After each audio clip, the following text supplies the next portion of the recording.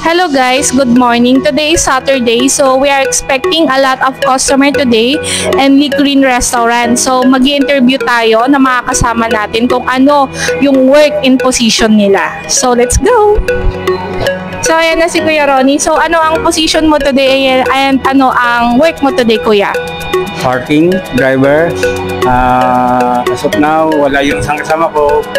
Magiging customer controller. Okay. Sige. So yun. So mamaya pa darating isang kasama namin na driver, si Martin. So next na tayo sa mga dining. Jobel, lika dito. So andito na si Jobel. Hello guys, I am Jubel, dining staff, and ang goal ko today is masatisfy yung mga customer. Ayun. So next tayo, si Jo Marie. So ito si Jo Marie. Hi, I'm Jo Marie Carotas. I'm dining staff, and ang goal ko today is sana maiwasan na yung maraming leftover po. So ayun. So next tayo.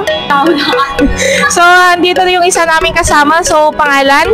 Olivia, ang goal natin today is ma-assist yung customer ng maayos. 100%. Ay!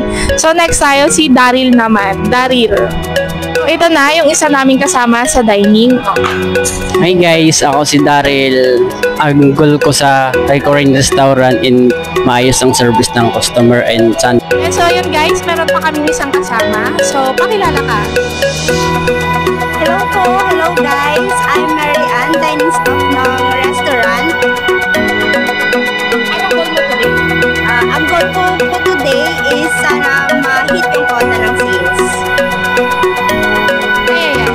May isa din akong kasama. Yeah. So, hello guys. Ako si Joseph. So, ang role ko is as an assistant manager, I control yung buong restaurant, maging maganda yung flow. Then aside from that, manage din yung mga employees para on track sila sa trabaho. So nakilala nyo na yung mga kasama ko dito sa restaurant. So sa next ulit, bye-bye!